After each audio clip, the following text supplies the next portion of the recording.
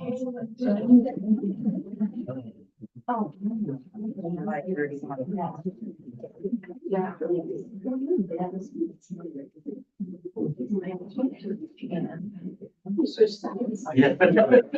Didn't have people that better see. Oh, I see. Oh, No. I see, really not. I see. I haven't listened to me.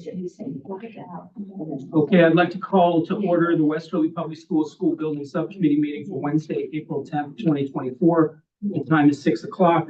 Members present are Kristen Federico, Chris Lund, Chris Duhamel, Mark McKinnon, Dr. Alicia Story, Dr. Mark Garceau, Cindy Kirchhoff, Giuseppe Giancarelli, Mike Ober, and myself, Justin Hopkins.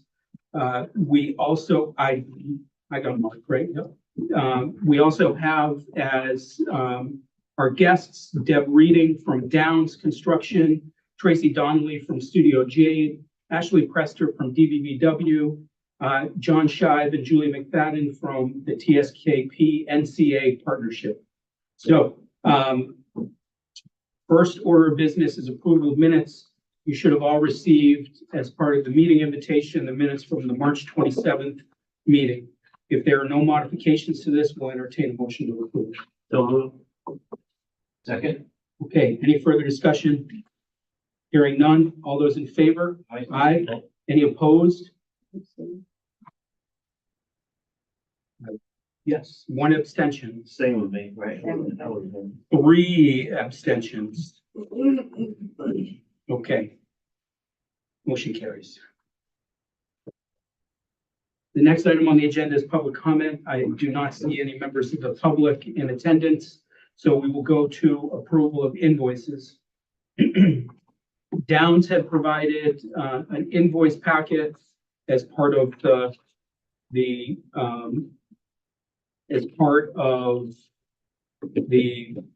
packet that I attached this morning. There are a number of invoices in here. Deb, I don't know if you want to take us through these. Or I'll start and fill in. The first invoice is from Collier's Project Leaders, dated through March 31st, invoice number 935192 for commissioning service State Street School in the amount of $3,005. This brings the percent complete at State Street for the commissioning agent to approximately 6%. Does anybody have any questions for Deb on this particular invoice? Okay, if there are none, we'll entertain a motion to approve. So moved. Second. Okay. All those in favor? Aye. Aye. Any opposed? None. 1, 2, 3, 4, 5, 6, 10. Unanimously. Okay. The next invoice is from TSKP Studio, invoice number 230601-9, dated April 2nd, 2024, in the amount of $403,336.13. This includes billing percent complete to 60% of construction documents, and also includes some reimbursables to the town of Westerly for what I assume is the flow study for State Street, the water flow study. Yes. Which Yes. good news on those results. Yeah. Anything to add, Deb, on this? Nope, the 60% is right where they're at. This invoice is out there after a year. Okay. Are there any questions regarding this invoice? Okay, we'll entertain a motion to approve it. Motion to approve. Second. Okay. Any further discussion? Hearing none. All those in favor? Aye. Aye. Any opposed? Any abstentions? Okay. The next invoice is, just going to see if there's a way that make this economical, but I think for the purposes of our making sure that we're separating out these projects. We have invoice number 2318-10 from DBVW, dated March 28th, 2024, in the amount of $98,485.75 for work. This one is for work at Dunn's Corner and Springbrook. Mhm. Okay, are there any questions to Deb regarding this invoice? This is a percentage complete of construction documentation and percentage of bidding, which we know that that's the phase that we've been in. Okay, if there are no further questions, we'll entertain a motion to approve. So moved. Second. Okay, all those in favor? Aye. Any opposed? None. Thank you. The next invoice is from BBVW, invoice number 2356-01 for the Springbrook Roof Project.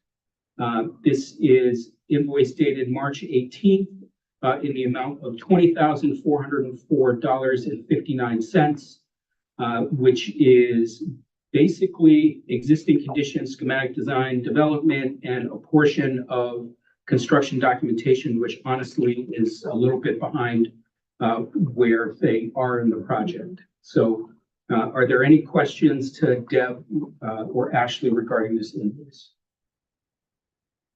Okay, we'll entertain a motion to approve. Second. All those in favor? Aye. Any opposed? None. Motion carried unanimously.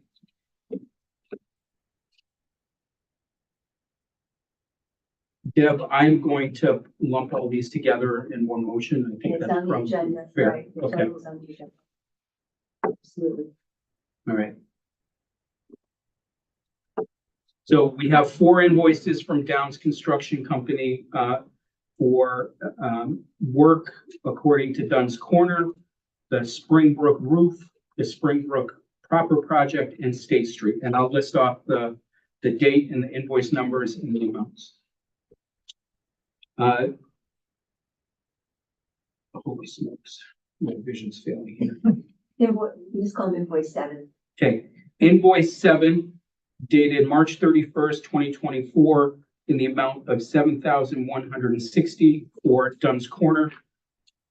Invoice number 7 in the amount of $725 for the Springbrook Roof dated March 31st, 2024. Invoice number 7 dated March 31st, 2024 in the amount of $7,160 for Springbrook, the main project at Springbrook, and invoice number 7 dated March 31st, 2024 in the amount of $13,395 for project management services for State Street. Are there any questions to Deb regarding these? Okay, would anybody like to make a motion to approve? So moved. Second. Okay, any further discussion? Hearing none, all those in favor? Aye. Any opposed? None. Okay, a lot of paying the bills here. Okay, item number 6, owner's project manager / architect update. Take it away. Deb. Absolutely. I know we have a lot to go over tonight, so I'm gonna hand it right off to Ashley. Absolutely. Good results from the roofing project in this morning. Yep.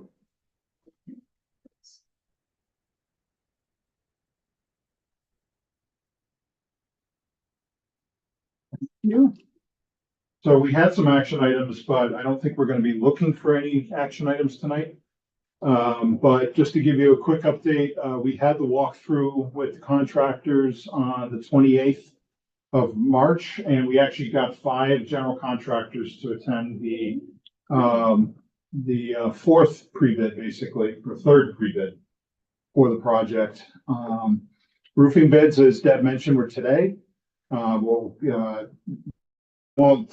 spoil the surprise here in a minute, but we're looking for approval. We're gonna delay that, and school committee approval on the 17th wouldn't happen anyway because there is no school committee meeting next week. So we are going to be looking for approval from this committee on the 24th for both projects, and looking for approval from the school committee for both projects on May 1st. So the reason I have the roof bid award in red, I will go through in a moment when we go through the roof bid work. But there is some developments on the state side that I need to bring you guys up to speed on. Yeah, and the rest of that schedule we already talked about. So first off, we received the RIDEM freshwater wetlands permit on April 4th. It was dated April 4th. We received it late on Friday and we forwarded it to Deb. It needs to be recorded in the town's land evidence records. I don't know if who would take care of that. Is that the clerk or the town planner? I don't know how that, I don't know if Justin, you have any insight on that? Call Nancy, also checking with Park. I mean, don't. I did ask Park, they said towns do it differently. Of course. That's one way to do it. Okay. I will contact Nancy tomorrow and ask her what to do with it. They apparently RIDEM has a 10-day period where it has to be posted within 10 days. So I just want to make sure that we comply with their regs. They won't be. No. Okay. I can use like Sean too. I would like to present to this quite often. Yeah. DPW project. Yeah, we're gonna have, and that's where the next item, the freshwater wetlands and OWSTS permits are still out on Dunn's Corner, but we should be seeing information back from them very shortly. I'm going to be sending a form to Dr. Garceau next week, and I'll coordinate with Rose. We have to submit for the Board of Health for the kitchen. Since this is an existing facility, it's just a modification, even though it's a complete new location. They just want to see the and all the kitchen requirements. So should be a rubber stamp, but I think there might be a small fee involved too. So we'll have to talk about that. If we need to cut a check or the town will, we'll figure that out.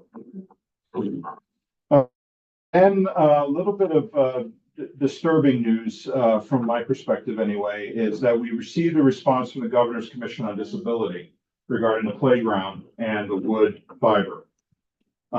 Engineered wood fiber, this is direct quotes from their letter or email that I received from them. Engineered wood fiber is only allowed in fall zones, and the accessible route must be poured in place surfacing. There is no regulations that state that, but they did provide several substantial documentation that was done by outside testing agents and other things that substantiate their position. So I'm not asking for any action item on this right now, but I want the committee to start thinking about it. I did, however, the next slide, and it's going to be a little shocking, but I did look at what it would cost to just put the port in place in the entire playground area, just so you have an order of magnitude. And looking at the square footages, I got these numbers from the schematic design estimate when we still had it in, and it's totaling over $850,000. So another option is what they said in their letter, which was only the ADA routes would need to be the port in place. However, when you have a playground, kids are going everywhere to all the different equipment. You're going to end up with all these paths everywhere, and there's going to be tripping hazards between materials. The third option is not a preferred one, but is to defer this playground work until a capital project in 25. Or a fourth you mentioned on here is pushback again on the Governor's Commission. Was this communication from Victoria or Denise? It was from Victoria, copied. Denise was copied on the letter. Can you send me this? Yes, I will. Do you want to see this, or you want to see the original email? I think you forwarded me the original email. I want this. Okay. Yep. I mean, I I don't can do that. disagree, right? If you're in a wheelchair, you can't get across wood chips. Well, they're not wood chips per se, they are the engineered fiber, but they say it requires extensive maintenance that towns and municipalities do not budget for to maintain it to the level, because it requires proof rolling and raking to make sure it's compacted and dense enough so that the wheels don't get stuck. So I understand where they're coming from, but, and if the playground was left alone, you're still exposed to ADA from a law perspective, but not from a code perspective. So just advising the town that, the instant we do any improvements to it, we're gonna be triggering their review. Do you have board in place? No. We have, we put mats everywhere. Just on top that are able to be. That is another option, is they make a mat system that goes down, but I've never used them, other than the wear mats, they go under the swings. Right. But they make a mat system looks like the stress relief mats you put in a kitchen, and they just go out over the whole playground. But I think the cost is pretty high on that as well, so probably something between 0 and 850,000. The playgrounds in town currently have board rubber? No. No. Up until recently, engineered wood fiber, well, up until this communication, engineered wood fiber has been acceptable as an ADA surface, provided that it's maintained by the districts. It is a common alternate that one takes, specifically because the cost of the surfacing is so expensive. The one thing that I would say, Ashley, is 10,000 and 15,000 square feet for total play surfaces is a lot. Well, I took basically the area of the wood chips, including all the, Yeah. I mean, we can try to shrink it down. Yeah. But that includes the new and the existing on I both was just gonna playgrounds. say, so this is Springbrook, right? That No, one, that aerial is showing Springbrook right now, yeah. Okay, so we're keeping all of the playscapes that are there right now and adding some? Yeah, we're adding a Gaga pit here, and then we're adding some structure, I think 1 or 2 structures out there.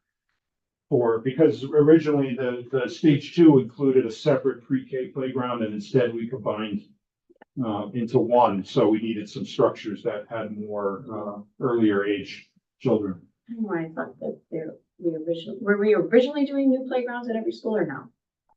There's a No. playscape budget for school. The Dunn's Corner is getting more equipment than Springbrook, because Springbrooks are newer and in better condition. Some of the ones at Dunn's Corner date back to the original school. So the reason, hear me out, and then I'll turn it over to the rest of everybody. The reason that Warden Place is commonly used for playground surfacing is within the fall zones primarily, because you're looking for a surface that kids can run around, etc. Right? So if the Governor's Commission on Disabilities is saying within the fall zones, we are allowed to have engineered wood fiber, what utility is the Warden Place surface doing if you can just provide either a sidewalk or a stone dust path to those areas? It is possible that, I mean, they listed in their earlier email to me when this came out, that there are 4 surfaces: grass, which in and of itself, I don't understand how grass is accessible unless it's compacted. Asphalt or concrete, poured in place, or EWF. And that's why we chose EWF, and we recommended that to you when we were under the budget constraints. So Are there other states that require this? That they keep citing Massachusetts in a lot of their stuff, but Massachusetts doesn't apply to Rhode Island. no, understood. But they're They're talking, talking to a standard that's not matched by our neighbors. the issue is that Massachusetts has apparently, and I have not researched it, according to the Governor's Commission, there is legislation that has made this applicable in Massachusetts. I mean, the alternatives, we're gonna have more people. But a grant. Are there grants? How much of that? There might be. The problem with the grass is that it wears, you know, the kids dig it up with the Yeah. shoes as they run. They gave us different guidelines on state. They said not grass, they said synthetic turf. Oh, okay. Which is around this price, I would imagine, or Less, I think, but. So I don't want to speak for my companions, but this is gonna trickle Where? into Yeah. State Street as well. Sure will, So it's a total project budget problem. and they have, not responded to Yeah, push them. apparently my response piqued their interest a little bit too much, I think. I think maybe what I would recommend, unless the committee has, I'm not looking for a direction right now. This is not something we need to decide this second. I think, Justin wants to see the information. I can provide it to anybody, or he can just, and I think we just kind of chew on it for a few weeks and figure out what we might want to do to respond or alternate approach. They did ask, when I asked them specifically, if we provide a letter that says, if we properly maintain it, will you accept that? And they said, oh, we want the letter too. So, I think as owner or a district, I have some concerns about applying a standard that was not present when we went to voters or went to a stage 2 application. It's unclear to me that this has been a regulation that has been encumbered within any type of Notice. ANSI or Americans with Disability Act. yeah. So I would prefer not to unilaterally spend over $1 million because an agency that has advisory. I know that I'm coming off as being a little jaded. If you hear me on the planning board, I talk about making sure that we have universal access on every single project that we have. So this is not an ADA rant. This is more about how we get there rant. And if it's, in Connecticut, you need to sign, if it's a granular surface, you need to sign basically an affidavit saying that the district will provide maintenance on granular paths. There's not a similar thing for engineered wood fiber. So I just don't know where it's coming from, but perhaps if we request as a district that needs to pay for this, a meeting with our friends at the Governor's Commission of Disabilities, we may understand what our options are. I think if you do a Google search, you can find just as many things for EWF and against EWF. It's not a unilateral one way or the other. Now, is there any issue right now with access to the playgrounds?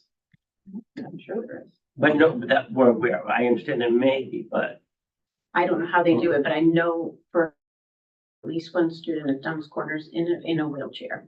can they get to the, That's. They have provided a accessible swing for that individual, and they have a route that the person is assisted to that location. That might be the difference, is that they're able to navigate the engineered wood fiber because they have someone helping the wheelchair. What about a walker? I don't know if we have one right now, but I know we've had students with walkers. Too. We can get on a beach, right? What have they started to put on beaches? Very long. Have you seen that? Oh, what that's they're. nice. I love that. Oh, yeah, they're starting, Much less energy on. yeah, that's what they're Keep your starting to feet nice do. and cool too. Well, that's true too, but they are starting to do that way down and I don't know if it has anything to do with this, but even the town beach has it now. Can we do that? Put a mat down? We can certainly request it. See, I haven't seen any evidence of that, but it's a very good idea. I don't even think it's a mat, isn't it like, It's like a rolly it's wooden like a, or Trying to It's think not what the wood, stuff is. It's porous, it's all open. Yes, It's exactly. It's sand almost like comes this, yeah, the sand comes, exactly. It's through. like, Right. no, not flat. It's like a material. It's like a, Just brought it. not canvas, but kind of like a material, I think. Like a Someone with a wheelchair. Yeah, maybe. It's all this playground equipment. Yeah. ADA usable. The new stuff that we're providing does have ADA components to it. Okay. To provide, to meet. Existing. The existing ones, it's whatever as determined by the reviewer that reviews it every year as far as the accessibility is concerned. The district has a reviewer for that. So the bottom line is we're required to make, and we want to make all of these areas accessible. Correct. We cannot make them inaccessible. So if there's documentation that the material that we're providing is accessible, I would challenge that, well, yeah. Is there a specific product that you've called out as engineered wood fiber, or is that more like 2x4? They actually, and I say the Governor's Commission actually sent me a product that was the mats. And that company, I don't recall the name off the top of my head, but that company actually sells EWF and right on their website says it's an accessible product. So, as I said, there's plenty of regulations for it. There's plenty of white papers against it. And it's just a matter of what is being enforced, both with backing and without. So. When we redid our playground, we did a path, a blacktop path, an asphalt path along the perimeter of the That's what. of the playground, and then with a wheelchair swing, we had a little That's what's at the, little entrance. Airport Road one too, has the public one in town has a cement path all the way around it. It's almost like a sidewalk. So We that, had a company donate the time and material to, and We will have to watch if we put anything that is impervious, because that'll change the stormwater caps that are already in the Rhode Island DEM. So, I do know wood chips. I mean, I know you know this. I mean, I wonder how much upkeep it is, even the engineered wood fiber, because we get some serious divots in there. And the kids can dig in that much easier than dig in grass. Yeah. I know we don't have the money right now, but I'm just saying.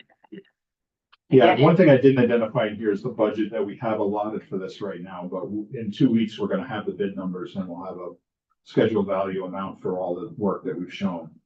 And we'll be able to go from there. All right, so sorry to be a Debbie Downer on that one. The next bad news I bring to you before I give you the good news on the roof is the RIDE. We submitted to RIDE for our roof project on the 13th of March. We received a rejection of that submission on the 2nd of April. We were informed that the way the state normally does things and used to do things where these repair projects did not have to go through the standard 3-step, 3-review process with RIDE. They have paperwork in place or regulations in place that say anything over $500,000, even if it's a repair project on a repair track, has to go through these 3-step process. So I had to go into my files and find progress from earlier, even though we're completely done and out to bid, and I'm going to show you the bids in a second. I had to give them old files and old information just to substantiate, and we submitted on Monday, the 8th, and asked for expedited review, and as of right now, we have not received a response.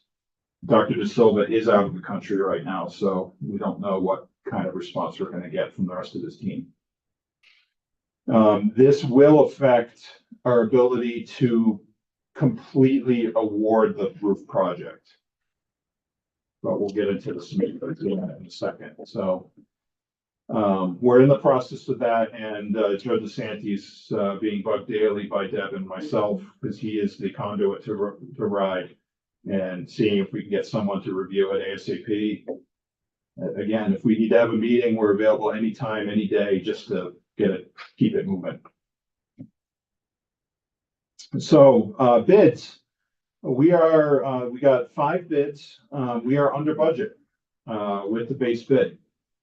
On the left-hand side was what I presented to the committee on the 13th of March, showing that we had a base bid, which is just the flat roof areas of 1.76 million, to fit in under the allotted budget. The low bidders are around 1.19, 1.2 for base bid. And the alternates, it's a little small to read, I apologize, but the alternates for alternate 2 is the shingle roof and alternate 3 is the standing seam metal roof. We just received these bids this morning and we thought we would be able to vet them out this morning, but we have not gotten a call back from the bidders. We tried contacting the bidders. So we had a couple questions. One issue is that the low 4 bidders, it's very tight grouping. They're within $51,000. So we got a really good set of bids. If the alternate 2 or 3 is accepted for the sloped roofs, it's either one or the other. The low bidder changes. The apparent low bidder changes from AM sheet metal and flashing to commercial. Because commercial's ultimately a better price than A&M's. So we have to be very careful to make sure we're doing everything by the book. It is, very clear, and I'm saying this now that it's on the camera and it's public, that this committee wanted to do the entire roof job from the very beginning, and that's the goal of this project. So that's what we're going to go through right now. We will be talking to commercial about a couple things on their bid and a couple things. We want to get some references from A&M. And then we will come back to you with a recommendation on the 24th with the actual recommendation to approve for award. What did we originally have allocated for this? Right up here, 1.978. That was what was within the capital budget? That's what we requested for cap. Has that been approved? No. Okay. All right. Maybe that's a negotiation, as part of the discussion. Okay. So what if, I don't know. So you're saying with that, we could possibly go to the alternatives to add back in? We can definitely do Yeah. the shingle roof with commercial with their alternate 3 number. You'll notice their number is pretty significantly lower than the rest of the alternate 3 numbers from the other bidders. We need to confirm that scope. Yeah, right? It's very possible they were aggressive or have a good system in place, but we need to confirm that. Both bidders checked off that they did not substitute or make any exceptions on the bids. So we just need to make sure it wasn't a math error or anything like that. If they accept it and say their bid is still good, then you can actually afford the standing seam roof and still be under budget and have a healthy 10% contingency. So you fit within the construction budget that was allotted by the town or asked for to the town. What if we did number 2 and had used what was left over for the playground? Different pot of money. I don't know how that works, Doesn't but work that way. that's a town thing. They gotta figure it out. But it could happen. Good. But we would also want to do alternate number 1, right? Yes, Right, that's the that's what I- downspouts. Yeah. So You should. I've run the numbers all different ways, including 1 and 2 or 1 and 3. And it's still, as soon as you start accepting the slope grooves into the bid, it changes to commercial on all counts. Yeah. So it's good news. I thought I'd end on that. Unfortunately, we can't ask for a motion right now, but the bids are good for 30 days, so we'll be good with that. Okay. But based on these results, I guess the question would, when you're preparing the analysis, I think, does anybody on the subcommittee have an issue with accepting alternates 1 and 2, given what we're seeing in the budget numbers here? Acceptance of those 2 alternates for any one of the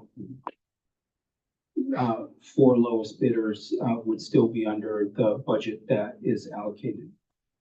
Correct. So I think I'm not hearing any disagreement on that one. We don't want this standing seam, right? Well, that was the original RFP. That's what was put out, and that's what the town wanted, but, that's your call. It's an alternate. You can accept either 2 or 3. So, We're looking for money somewhere else. And I'm just saying, if we Yeah. can do 1 and 2, I mean, 3 was like kind of like when we first did like we could do anything. If we had, all the money in the world. Mhm. But if it was possible to put that towards, I don't know, a playground, that could solve that problem. I think we also need to understand where the other bids are gonna be as Yeah. well. yes. But Yeah, they're both my bid and their bid as well. Yeah, the entire, because this is actually outside of the bond amount. right, So this is a separate pot of money.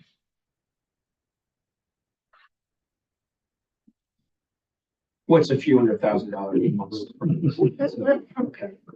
It's really good is that if you take alternates 1 and 2, the bids are separated by a little over $7,000. It's very close. So it's gonna be unfortunate for the one that doesn't get it, but the bid rules, Absolutely. so. Okay, Thank you. Thanks. just keep it on that for a second. Just do it on that. Yeah. Oh, I have, hold on. I think you're doing what I'm on.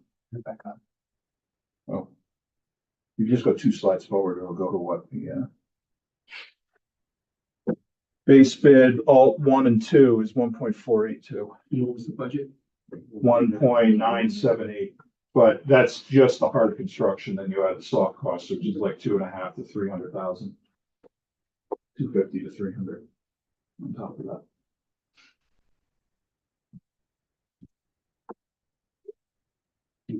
Yep.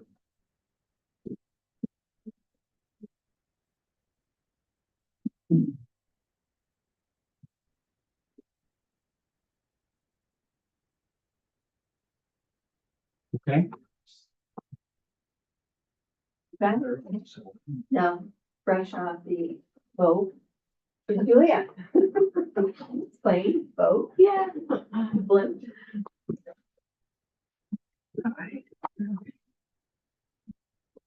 Right.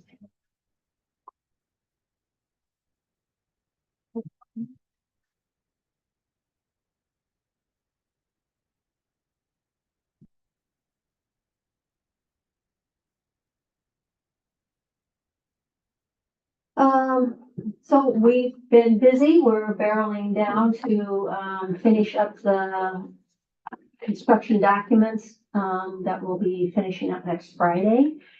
So we still have a few, upcoming things, a senior center meeting we're working on, want to have a final security review meeting and just make sure we kind of close the loop on a few discussion items that we have. Next week on the 16th, we have the planning board. It's the public hearing, on the project. And after that, assuming the planning board approves, then there's, the final approval is administrative, by the planning, department.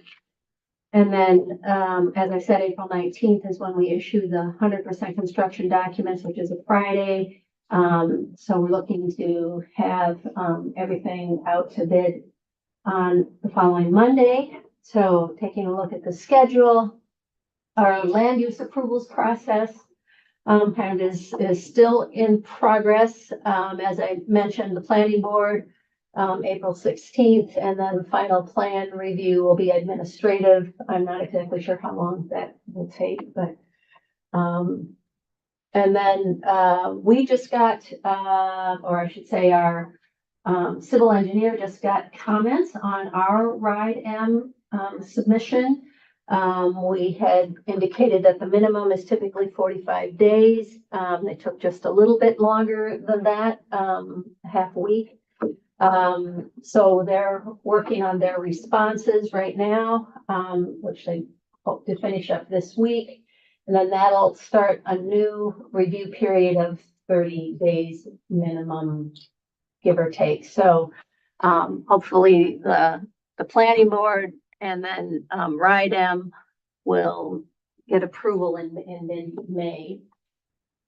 And then, we are, looking tonight. We have a couple of action items we're gonna review. As you can tell, the, cost estimate that was done on the 60% CD set. And then, so they'll be looking, to just discuss where we're at with that, and I'll bring that up in a minute. Ride review, just to kind of give you an update on where we are with our ride reviews. We had submitted our DD submission, had completed that, and we just, late last week, I think, got some comments from them. I sent back some kind of questions because some of their comments didn't quite make sense what they were asking for, but hopefully we can get that completed shortly and get approval on the DD, which would open up the portal so we would start uploading the CD documents that we have, so that we make sure we can get the ride review period happens here mid-April through mid-May to try to get their approval. So bidding, I'm actually, I don't know, John, do you want to talk a little bit about the bidding schedule? Yeah, I mean, I can, we were, last time here, we presented kind of the outline of the bidding timeframe. But for the most part, the one thing we've done is you can see May 17th. Now, Justin, we did try to slide that back a week. We'll keep keep the extra week if we need it, but for now, we start that process on the 22nd when everything goes out to bid. The pre-bid for general contractors will be at the school on April 30th. We'll finalize dates as far as what the question deadline is and what the final date of addenda is. But for the most part, we're targeting that May 17th as the bid due date for the school. Any more questions? Yeah, Mark. Do we know what's meant to stay, with the planning board? Is it just, is it a presentation with question and answer? It should be a presentation with a question and answer.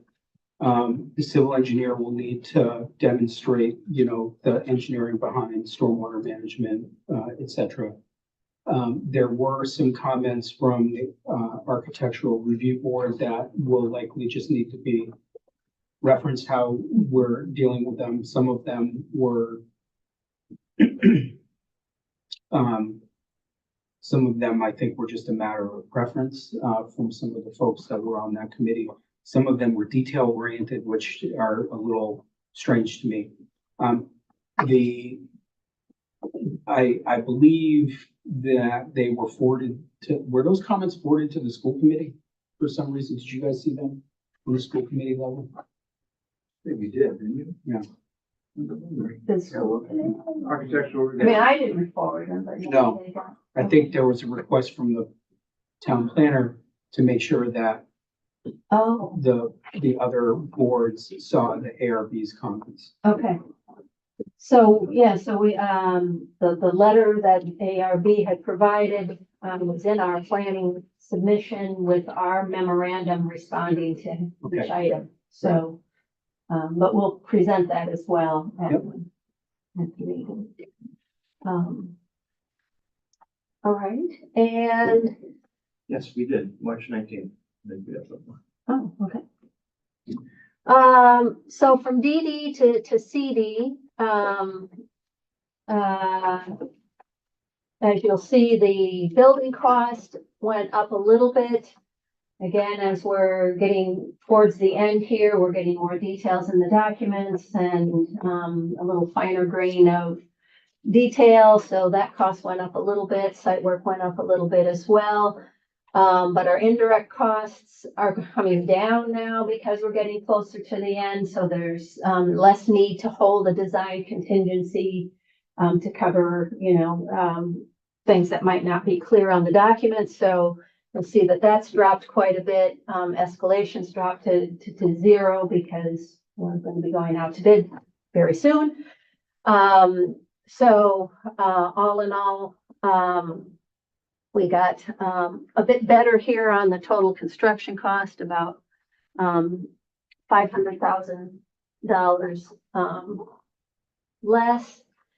Owner soft cost are solid numbers or are numbers that don't fluctuate much except for the owner's contingency, because that's based on a percentage of, the total. So that came down just a little bit as well. So, in the end, our total project cost was, like I said, a little over $500,000, less from DD to CDs, which dropped us from about a 2.6 million shortfall to about a $2 million shortfall, which we'll have to, again, rectify in some way when we present that or upload that to RIDE, because they want to see a balanced budget. And as, Justin has explained in past meetings, we're looking to get this out on the street and get actual bids that we think will be better than, the cost estimate number. So. We're also More- waiting to kind of see the results of the Springbrook and Dunn's Yeah. bids to see if our assumptions for competitive bid environment are supportive of what we're seeing elsewhere in the market. Yeah. So, I'm not going to say that the roof numbers that we just looked at are directly similar, but yeah, our roof bids came in 25% lower than what our estimate was. So, yeah, we're not going to see that, but, hopefully we see some economy. yeah. You seen that on other projects that you're working on? Things starting to level off. I am, yeah. I don't know if you guys are. We haven't had any public bids in a while. We've had private bids that are still pretty inflated right now. I've had, my office has had three new elementary schools bid in the last 4 months, each one of them on the order of 10 to 15% lower than what our budget was at the time. So I'm not saying that we're going to see that here, but there is some argument for that going on. This would fit this budget, 10%. Well, is that right? Exactly. Yeah. A couple of things, one thing that is not reflected in this, cost estimate. When we submitted the 60% set to get cost estimated, we were still talking about door hardware, and security issues. So the request has been now the direction from the school's crisis response team, to add, hold opens to the doors, which would also then require closers on the doors, which we hadn't had on the doors. That would add about $20,000, in cost. We should circle around just to make sure this is kind of the direction we want to go, and we can get that into the final document, we think, by next Friday, if that's the direction. You're not required to have door closers? We're not required to have door closers. Different schools of different sizes may require them. If you, bigger school, need to have smoke protected corridors, and we are not required in this situation. All your doors in your elementary schools do now, because you're not sprinkling. So you're Yeah. required to have a smoke partition from the corridor to the classroom. And one of the ways that you achieve that is through a door closer. Door closer. This is the closure, Yeah, well, mine doesn't have and that. what it does is it closes the door I'm saying, for you. I don't have that in my classroom. I'm sorry. Gotta be honest. It's not happening at State Street, but It that's why I'm getting likely, a new school. it likely wasn't required at the time that the building was built. If you were to retrofit it or provide any renovation, that would be, according to code, you'd be required to put a. So we should talk about that in closers. That might change the equation in terms of some of the issues that I know that Audrey and you were expressing, you know, whether. Anyway, we can have another discussion around There's no point in mag release without door. Yeah, it's not gonna be. Not a sprinkler, right? That too. Okay, I'm gonna talk about it. Cool. And then, tonight, tonight we want, I guess, basically your approval of the SD, budget. As we need that in the minutes when we, submit to RIDE that you've approved the SD, the CD cost estimate. So we'll be looking for that. So I guess, just so everybody's aware of where we are, we have a project budget that is right now demonstrating what is the percentage, 2 million on 31, yeah, close to 32 million, sorry.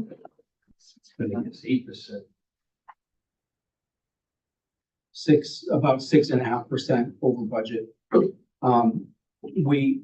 As we were in a more precarious position at the end of SDs and DDs, we, especially at the design development stage, we recognize that there's not a lot more meat that we can pull out of the project proper. So we are, in my opinion, we're within striking range of needing to see what the market says about our bid, with the assumption that any budget shortfall globally between Dunn, Springbrook, and State Street, we need to have a strategy for addressing with the school committee and the town council. So that, I'm saying all that to recognize with my fellow subcommittee members that our last estimate before going out to bid is showing us to be 6.5% over. And I'm optimistic that we will be able to see that economy between 3 bids in the market. But if we don't, we need to have a strategy with the bodies that we're advisory to. So I guess this is my way of asking the rest of the committee, does anybody have an issue with this strategy moving forward? No. Do you still have a projected 1.2 million for surplus this year? That's still the same? Cindy, sorry, I should have. Is it still projected $1.2 million surplus this year? No, I'm not. I did not do those full projections. Okay, that was the last time we met, but that was a while ago. Okay, so if we're all comfortable moving this forward, I think we need a formal motion to approve the 60% construction documents and budget as presented by TSKP. So, Okay, any further discussion? Hearing none, all those in favor? Aye. Any opposed? No, thank you.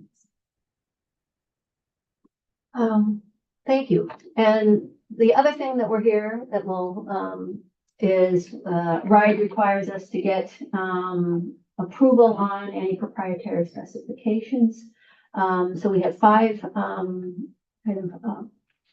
items that, we're looking to have proprietarily specified. One is, we have a small portion of flat roof, on this project. And we're looking to do a modified bituminous membrane roofing, through Garland Industries, which is what, we've used on other school projects. the door hardware, the master keying system, you want to have a consistent, keying system with the locks in the districts. That's what the Legion, the radio repeater, Motorola, the video surveillance system, by Milestone, and the access control system, by Linnell S2. We're looking again for a motion that, So, Mike, did you get a sole source approval for the Springbrook roof? Yes. Yeah. It was the week you were sick. That's why I had to think back to when we had. No, I mean, did you get an approval from the state on that? Or do they need to approve what we approved for sole source? Everything that's been submitted to RIDE has the proprietary language in it. Okay. We have a separate spec section that identifies proprietary items. and we will as well. So, yeah. So are there any questions regarding this list from the subcommittee? Okay, so similar to the last action, you're looking for a formal motion to accept the 5 sole source or proprietary products as listed here. So, Second. okay, all those in favor? Aye. Any opposed? None. And I think that's it. Excellent. Thank you. Yeah. We had the kids, just so everyone knows, we had, the teachers at State Street and the students, first and second graders, were able to vote on 3 different playscapes. So I don't know when that's coming about, but it was, the kids were so excited today to look at the 3 different ones, and they put their little vote in the bag, and it was cool.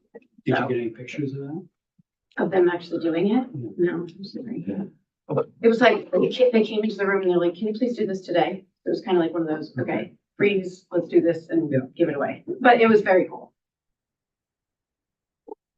Cool. Okay, I believe, Last one. Very patient. Tracy. yes, thank you, Tracy. Oh, no, you had a couple slides as well.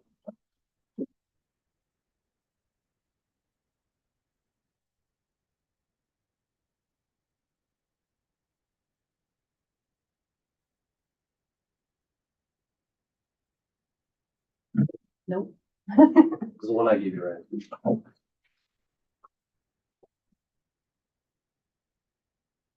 So this is, we're now in agenda item number 7, capital projects update. But, yes. Okay, so I just wanted to give an update on 2 capital projects. One is the Babcock and the Westerly Middle School Security Project. That was bid and has been awarded with a letter of intent to Martone Contractors. They are actually the same contractor that did the previous security improvements. So it will be the exact same transaction window that you have over at the high school. And then these are the actual construction documents that went out. As you can see, a couple things that are bubbled, and we added some ADA push buttons similar to what you just added here at the high school. So they are, if you actually go to the next slide, they are on schedule. We've started the submittal process. We're going through all of that. The long lead items have already been approved. They're coming out tomorrow to take some final measurements for the storefront system at the middle school particularly. The middle school frame vendor is no longer in business, so that actually has a custom color. So that'll be a custom color that gets applied on a painted frame. So that will match what's there. They've submitted for the permit. They intend to start demolition immediately following the end of school, and they will get back to us with a schedule of where they're going to start, how long they're going to be there, and they're working on that right now. When's the last day of school this year? 20th, 21st. No, it's the day after Juneteenth, isn't it? It's the 20th. 20th. Yeah. So we're out for Juneteenth and then back. for the day of school. That's that, and then if you go to are there any questions on the security project? I don't. Okay, that's fine. And then this is a project I wanted to talk about. This was locker room improvements here at the high school over at the Ward building. So we have a limited budget with probably a lot of scope. So I don't know if anyone's familiar with those, but there could be a gut renovation of those locker rooms. That is not what we're doing here. So I just want to make everyone aware that we are controlling the scope of work to be adjusted to the budget. And then we will identify with alternates additional scope pending how the bids come in and what we're able to do. So I just wanted to set that expectation when you walk through and you say, well, why wasn't that done? It's because we have a certain budget, we're going to that, and the rest can be phased. So what we're looking at primarily is gutting out the old gang showers in the boys' locker room and the cube style showers with dressing components in the girls' locker room. Capping and cutting the piping, doing any underslab work for trenching for the we're putting in 3 individual toilet shower rooms on each side. So that will be done, and then framing, and then putting in the actual fixtures. Anything in addition to that would primarily be an alternate. We're looking at replacing all the existing ceilings. The lights are LED, they'll be removed and reinstalled. Actually, if you go to the next slide as well, new lockers in the team locker rooms, and the existing lockers reutilized for the gym classes. So you can see on each side, we would have 3 individual toilet rooms. 2 would have ADA transfer showers. 1 would have a roll-in shower on both sides. Each side will also get a washer and dryer. And the existing toilet rooms that are there, multi-use would be existing to remain with no work done. And then some finish upgrades would be epoxy flooring over the existing flooring, painting the walls, and new ceilings. That's what we're currently working on.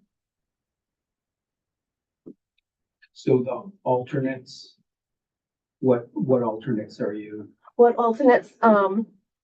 So we're going to try to carry the ceilings as base bid. If not, that would be an alternate. Replacing, there's some unit ventilators that are there that are hydronic. Those would be an alternate. The electric ventilators that are in each handicap stall are quite rusted. Those would be removed and replaced. And then depending, we're still working on the budget, whether the washer and dryer just gets the hookups and that comes in later. That's where we are right now. The lockers that are reutilized from the team rooms would just be sanded and painted and reinstalled. So this would be one of those projects that if, you know, everything were favorable on the bonded projects number, and say you had an economy of almost $500,000 on another capital project, that you could potentially, you know, there may be funds available. Okay. That I'm not saying that as a direct. No, I understand. No, we understand the budget that we have. We understand the scope that is needed. That is why we're working with alternates right now. Yeah. Okay. Any questions? I know in past, when your colleague Phil was here, and I think you, I don't know if you had also given a presentation, but there was a lot of discussion probably 12 months ago or so when we talked about the realities of the budget, whether or not we were considering just doing, say, the home team locker room. I know that there was some feedback from this group at that time that we should probably address both.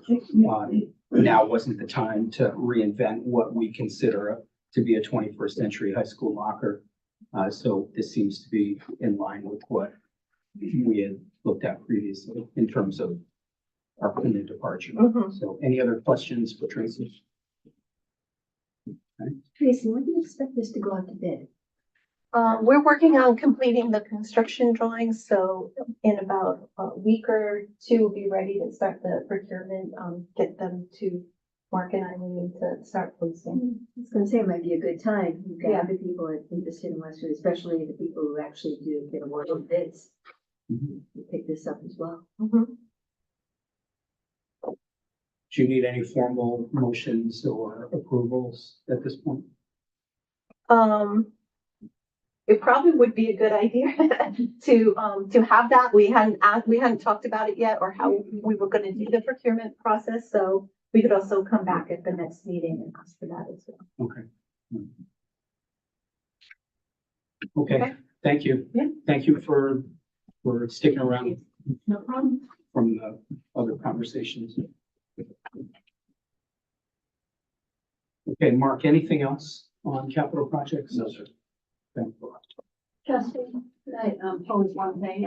Tracy's presentation did remind me that, we also will have a transaction window in the security vestibule of State Street School. You mentioned that you were watching what you had at the high school. And I didn't know if there was a desire to match, which would make one more proprietary spec in terms of the transaction window. I mean, there are a number of manufacturers who make very similar products and whether we can. I think it was more of the size and dimensions we were trying to match. Okay, well, maybe I'll check with you on size and dimensions. Yeah, so the that only we can- thing, I don't know if you noticed from that photo or what's Yeah. out there at State Street right now, it has the package passer. Correct. So that's one thing that's kind of unique to this district, is that when you come Yeah. in, you can come into the secure lobby, drop off a lunch or something like that, Yeah. and not have to come all the way in or, change the risk at the window by Right. opening a slider or anything like that. So we knew it was a package, one, and so ours looks very similar to the image you. Oh, have. it's a package passer, yeah. It is a package passer, so, but maybe dimensions you might want to. Okay, Yeah, the one that was just installed at State Street was done 2 years ago. Mhm. well, I could save some money, we can pull that out. I know, and right? reinstall It's it. fairly big. It really is. All right. All right, let's hope it doesn't get to that. Okay. Okay, I think we discussed next steps, as part of these presentations, but is there anything else that anybody, wishes to bring up? Yes. I had heard some buzz that there was nobody that bid, and I know that that was from, like, before that you were having issues, but I just wonder if an update to, staff, really, to let them know, yes, we absolutely do have bids, and, I mean, just, it goes from, oh, nobody bid, it's never gonna happen, nothing's gonna happen. I'm like, relax, of course it's gonna happen, so I just wonder if a statement to the staff would it help? We extended the time to get bids. Yes. We've Added a been, year to it. we've been out to bid since February 5th. We've extended the bid several times to make Right. sure there's interest. We extended the construction in December to the following August. We have several interested parties, but we technically don't have any bids until bid day. Okay, yeah, but you have No. interested part, you have. Yeah. I mean, In fact, we're getting requests to extend the bid see, today, just to that's good. get more interest. So, I just think it would be a helpful little update, maybe. The infinite bid. yeah. Yeah, Kristen, that might have been the meeting that you were out, that we discussed extending the bid. But yeah,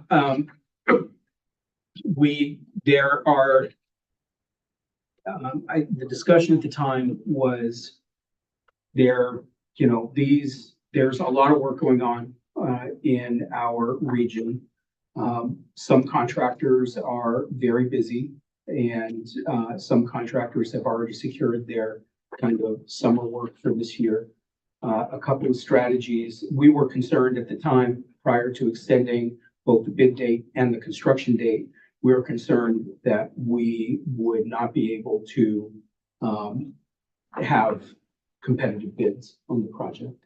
So the two things that Ashley just mentioned opened that up for interest by additional workers. So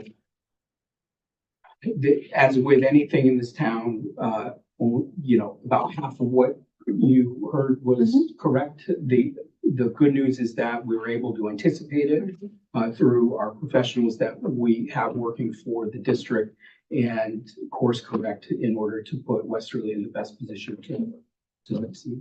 So could someone make a statement to give to the staff to let people know that that's where we are? I nominate Ashley. I would be happy to send something to the principals once we have bids in hand. Because then I know that the schedule we submitted is actually gonna be held.